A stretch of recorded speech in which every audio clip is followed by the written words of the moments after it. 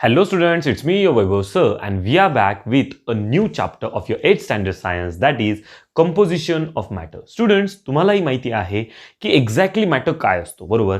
पण ह्या मॅटरला थोडंसं इलॅबोरेट करायचं आहे आज आपल्याला टेक्निकली, आणि त्याच्यामध्ये एक्झॅक्टली काय काय असतं किंवा रादर त्याला कसं कंपोज केलं जातं या सगळ्या गोष्टी आपल्याला बघायच्या आहेत. पण चॅप्टरला सुरू करण्यापूर्वी मला एक छोटासा प्रश्न पडतो. सगळ्यांना एक्झॅक्टली माहिती आहे नक्की मॅटर काय आहे? तर चला बघूया. Firstly, what you mean by matter. एकदा का मॅटर आपल्याला लक्षात आला, आपण सगळं सॉल्व्ह करू शकतो, isn't it? So therefore matter म्हणजे काय? सर, आमच्या इकडे खूप मोठा एक मॅटर झाला होता, आम्ही तो सॉल्व्ह केला. Was that exactly the matter which we are dealing with today? No. हा मॅटर थोडासा सायंटिफिक आहे, तो मॅटर थोडासा युज्युअल होता, बरोबर ना? सो देन मी जर सपोज बघितलं मॅटर म्हणजे नेमकं काय, मग तर मॅटर म्हणजे स्टुडंट्स, जर सपोज आपण बघितलं आपल्या आसपास असलेली कुठलीही गोष्ट, ठीक आहे, आपल्या आसपास असलेली कुठलीही गोष्ट ज्या गोष्टीने एक स्पेस ऑक्युपाय केली, काय ऑक्युपाय केली? स्पेस ऑक्युपाय केली, आणि तिला एक स्वतःचा मास आहे. काय स्वतःचा मास आहे, अशा एखाद्या गोष्टीला आपण काय म्हणू शकतो? मॅटर. त्यालाच फक्त इंग्लिशमध्ये ट्रान्सलेट करणार आहे काय? Anything around us which has what a mass and occupies a space is called as what? Your matter. So आपण एकदम सिंपल सॉर्टेड ही डेफिनेशन लिहून घेऊया, म्हणजे तुम्हालाही एकदा रिकॉल होऊन जाईल की मॅटर काय आहे. Okay, so then what you going to write? Anything around us which occupies space and has a mass is called as matter. Concept डोक्यात जाती स्टुडंट सगळ्यांच्या. काय लक्षात ठेवाल? कुठलीही गोष्ट असेल जिला स्पेस असते किंवा रादर जी स्पेस ऑक्युपाय करते आणि तिला स्वतःचा मास असतो, अशा गोष्टीला काय म्हणणार आहात तुम्ही? मॅटर. मग स्टुडंट्स, तुमच्या बुकमध्ये आता ज्या दोन कॉन्सेप्ट्स आपल्याला इम्पॉर्टंटली शिकायच्या आहे त्या फार कन्फ्युजिंग आहे, ठीक आहे. तुम्ही जर सपोज माझ्या ऑफलाईन लेक्चर्सला जरी आलात ना, तिकडेही मी एका ट्री डायग्राम थ्रू तुम्हाला या सगळ्या गोष्टी एक्सप्लेन केलेल्या आहे. पण जर सपोज ह्या ज्या कॉन्सेप्ट्सबद्दल मी बोलतोय त्या दोन कन्फ्युजिंग कॉन्सेप्ट्सबद्दल, त्या ऐकल्या तरी आपल्याला वाटतं ना की दोन्हींमध्ये नेमकी सिमिलॅरिटी आहे की सेमच दोन्ही आहे की डिफरंट आहे, बरोबर? सो त्या दोन्ही कॉन्सेप्ट्स आहे. एक आहे तुमचा फर्स्ट जी कॉन्सेप्ट आहे ती आहे टाइप्स ऑफ मॅटर, आणि एक सेकंड थिंग आहे थोडीशी कन्फ्युजिंग तिच्याच सारखी, स्टेट्स ऑफ मॅटर. आता मला सांगा स्टुडंट्स, टाइप्स ऑफ मॅटर आणि स्टेट्स ऑफ मॅटर कदाचित सेम असतील का? तर ऍक्च्युली दोन्ही डिफरंट टर्म्स झाल्या. मी तुमचं कन्फ्युजन आज दूर करणार आहे की टाइप्स ऑफ मॅटर आणि स्टेट्स ऑफ मॅटर हे वेगळे कसे, ठीक आहे. सो सगळ्यात फर्स्ट थिंग आपण फोकस करूया तुमच्या टाइप्स ऑफ मॅटरकडे. टाइप्स ऑफ मॅटर जर आपण बघितले ना स्टुडंट्स, तर सगळ्यात फर्स्ट टाइप ऑफ मॅटर जो असतो तो असतो इलिमेंट. कोण असतो? इलिमेंट. एखादा असा मॅटर की जो फक्त सेम काइंड ऑफ सबस्टन्स पासून बनलाय, एकच काइंड ऑफ सबस्टन्स पासून, ठीक आहे, त्याला तुम्ही काय म्हणणार आहात? इलिमेंट, ठीक आहे. सेकंड जर सपोज आपण बघितलं ना स्टुडंट्स, टाइप्स ऑफ मॅटर मध्ये सेकंड येतो तुमचा कंपाऊंड. कोण येतो? कंपाऊंड. आता हा कंपाऊंड काय असतो?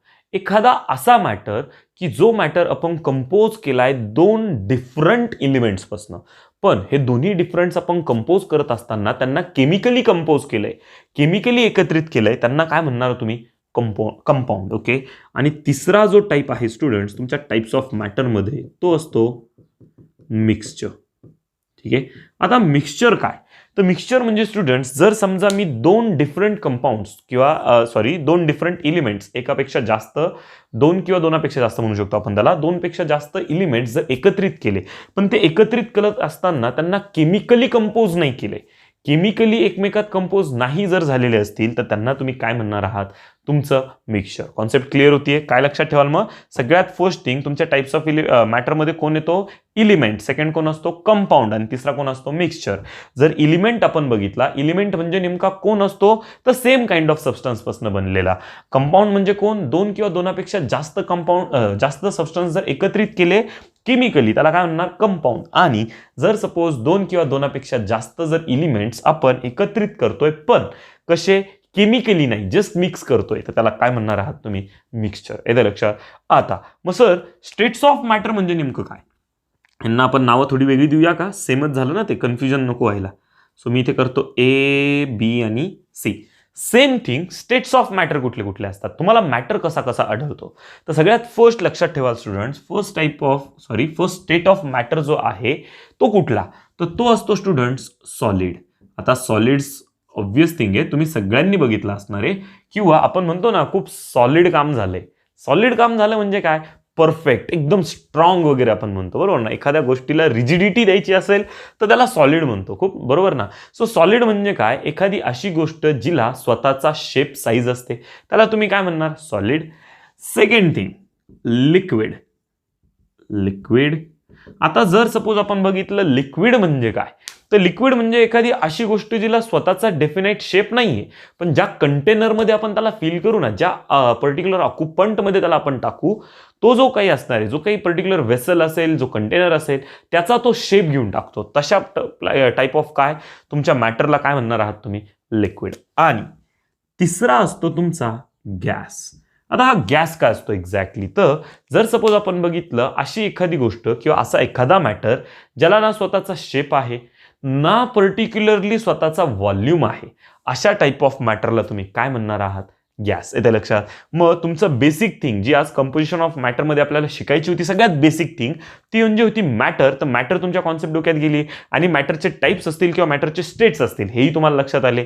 सो पटपट मला सांगणार आहात, मॅटर म्हणजे काय, anything around us which occupies space and has what a mass of itself is called as what, your matter. Okay. Second thing, मॅटरला 3 टाइप्स असतात, आणि मॅटरला 3 स्टेट्स पण असतात. मॅटरचे 3 टाइप्स कुठले कुठले, तर फर्स्ट टाइप असतो एलिमेंट, सेकंड असतो कंपाऊंड, आणि थर्ड असतो mixture.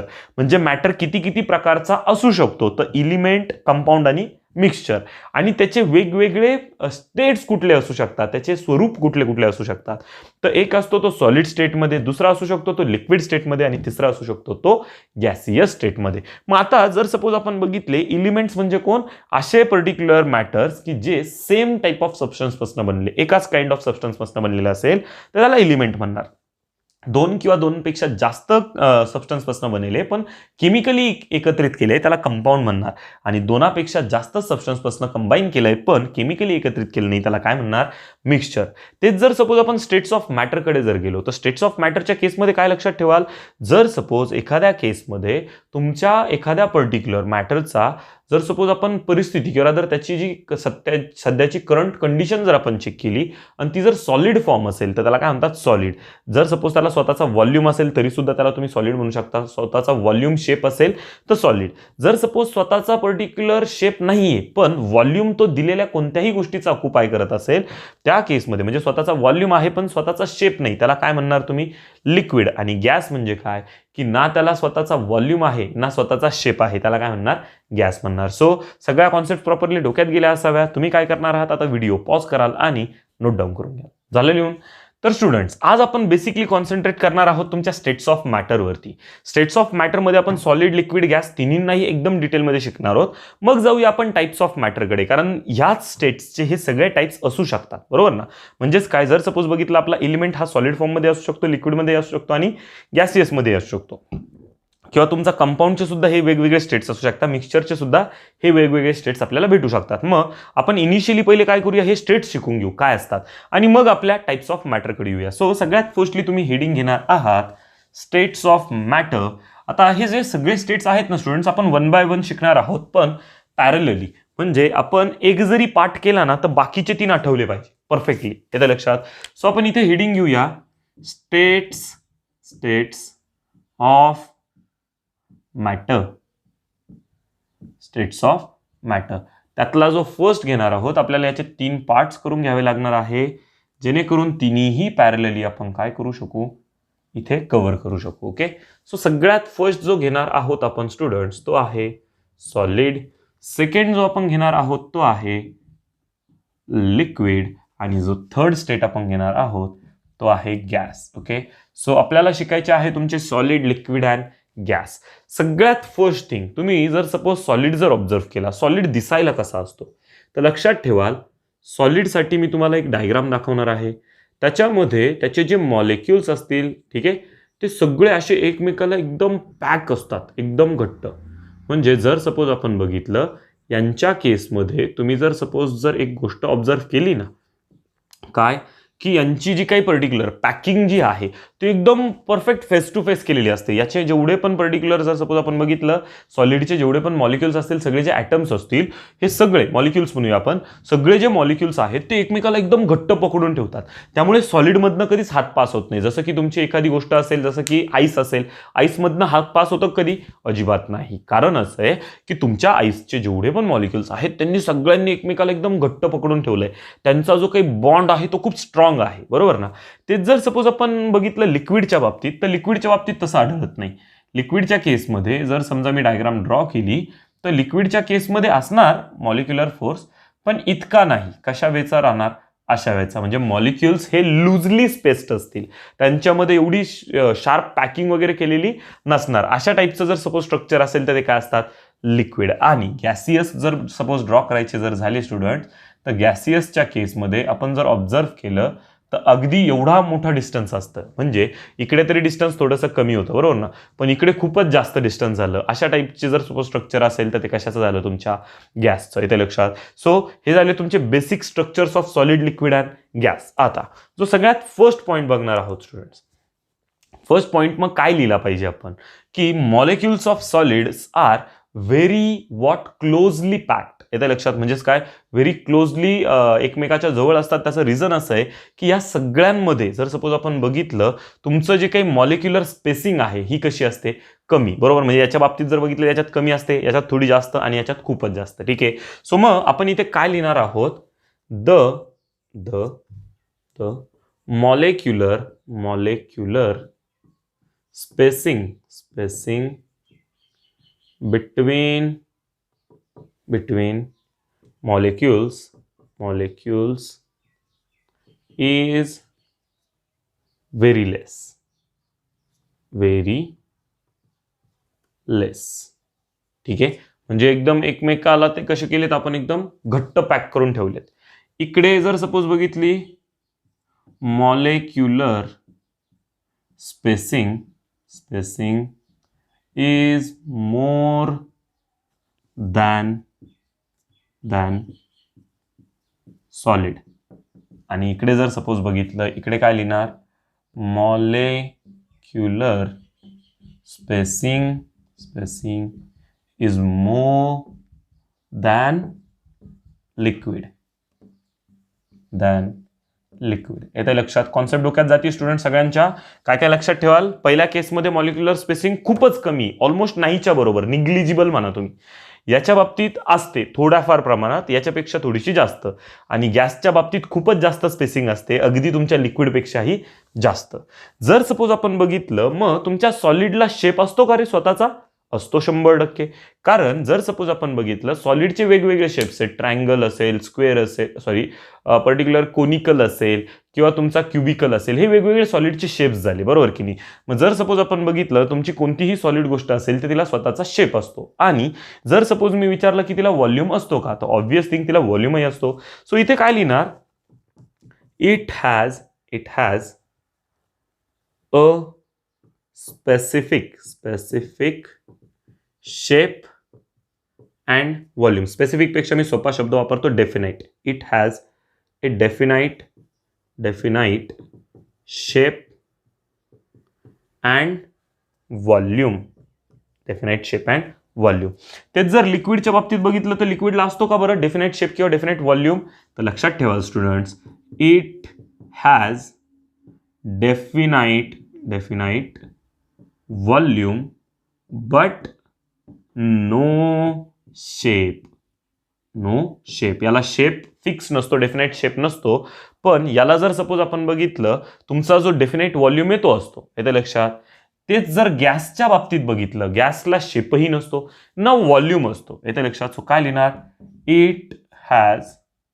It does not have definite definite shape और वॉल्यूम, डेफिनाइट शेप और व्हॉल्यूम. म्हणजे ना डेफिनाइट शेप आहे ना डेफिनाइट व्हॉल्यूम आहे. फक्त काय लक्षात ठेवाल की पर्टिक्युलरली त्याला आपण जिथे पण ऑक्युपाय करणार आहोत तो त्याची जास्त जागा व्याप्त करून ठेवेल. स्पेसिफिक व्हॉल्यूमच्या अकॉर्डिंग करेल का? नाही. जर सपोज आपण बघितलं, याचं उदाहरण द्यायचं झालं तर आपला जर सपोज एलपीजीचा सिलेंडर घेतला, तुमची गाडी गॅसवरती चालते बघा, बरोबर ना. एलपीजीचा सिलेंडर घेतला आणि त्याच साईजचा जर सपोज सीएनजीचा सिलेंडर घेतला, सीएनजीवरती पण गाडी चालते. एलपीजीच्या सिलेंडरमध्ये बसतो 28 kg गॅस आणि सीएनजीच्या सिलेंडरमध्ये बसतो फक्त 9 kg गॅस. म्हणजे दोघांमध्ये भरपूर डिफरन्स झाला, बरोबर की नाही. जे की दोन्हीची जी साईज आहे ती तर सेम आहे. म्हणजे गॅसला डेफिनाइट शेप किंवा डेफिनाइट व्हॉल्यूम राहिला का? नाही. तर काय लक्षात ठेवाल की तुमचे जे काही गॅस असतात त्याला ना डेफिनाइट शेप आहे ना डेफिनाइट काय व्हॉल्यूम आहे. आता जर सपोज थोडं पुढे गेलो, ठीक आहे, आता शेप आणि त्याच्याबद्दलही आपल्याला माहिती झालं. ह्या सगळ्या मॉलिक्युल्सच्या मध्ये जी इंटरमॉलिक्युलर फोर्स जो असतो तो कसा असतो? म्हणजे हे जे सगळे मॉलिक्युल्स आहेत हे एकमेकाचे एकदम क्लोज आले, म्हणजे काय झालं तर सगळ्या मॉलिक्युल्सने एकमेकाला घट्ट पकडून ठेवलं. याच्या बाबतीत तसं झालं का? नाही. याच्या इतकं घट्ट नाही, पण थोड्याफार प्रमाणात पकडलेलं आहे. पण यांच्या बाबतीत तर अजिबातच नाही. यांनी एवढं घट्ट पकडलेलं आहे का? नाही. म्हणजे इकडे इंटरमॉलिक्युलर फोर्स सगळ्यात हाय असतो, इकडे इंटरमॉलिक्युलर फोर्स मॉडरेट असतो, मध्यम असतो, आणि इकडे इंटरमॉलिक्युलर फोर्स फारच कमी असतो. मग इथे काय लिहिणार? The intermolecular force is very high, very high, बरोबर. तेच जर सपोज आपण बघितलं स्टुडंट्स, इकडे जर आलो, लिक्विडच्या बाबतीत इंटरमॉलिक्युलर फोर्स कसा आहे? मॉडरेट. सो काय लिहिणार? It has moderate intermolecular force. आणि इकडे जर सपोज बघितला, इथे काय लिहिणार? It has very less intermolecular force. येते लक्षात? कॉन्सेप्ट डोक्यात जाती प्रत्येकाच्या स्टुडंट्स. एकदम क्लिअर, सोप्या गोष्टी आहेत, बरोबर ना. जर सपोज थोडं पुढे गेलो, आता इंटरमॉलिक्युलर फोर्स बद्दल लक्षात आलं. अजून एक गोष्ट आपल्याला याच्याबद्दल लिहिता येऊ शकते, ती म्हणजे तुमची डेन्सिटी. मला सांगा ह्या तिन्हींमध्ये डेन्सिटी कुणाची जास्त? सॉलिडची घनता जास्तच असणार ऑब्व्हियसली, याची थोडी कमी आहे आणि याची फारच कमी. डेन्सिटी म्हणजे काय की जर समजा आपण बघितलं, पीठ जर घेतलं, पिठात जर खूप सारं पाणी ओतून दिलं तर खूप पातळ होऊन जातं. पण तेच जर समजा पिठात थोडं कमी पाणी ओतलं तर घट्ट होतं ना, त्या घट्टपणाला म्हणतात घनता. येतं लक्षात? सो ते सेम थिंग इकडे डेन्सिटी तुमच्या सॉलिडची कशी? खूपच जास्त, लिक्विडची थोडी कमी आणि गॅसची अगदीच कमी, बरोबर. सो इथे काय लिहिणार आहात? Density is very high. इथे काय लिहिणार? Density is less than solid. ठीक आहे. आणि इथे लिहिणार density is less than liquid. आता याच्यात त्यांना एक एक शब्द वेगळाही वापरू शकत होतो. इकडे व्हेरी हाय म्हटलो ना, तर इथे काय म्हणायचं? मॉडरेट. आणि इथे काय म्हणू शकत होते तुम्ही? व्हेरी लेस. ठीक आहे. सो हे झाले डेन्सिटी लिहिण्याचे अजून एक पर्याय. अजून एक पॉइंट असतो कॉम्प्रेसिबिलिटी. तुम्ही सॉलिडला कॉम्प्रेस करू शकता का? नाही. ऑलमोस्ट सगळेच सॉलिड असे आहेत ना की जे कॉम्प्रेस केले जाऊ शकत नाही. म्हणजे तुम्ही इथे काय लिहिणार आहात? Almost all solids R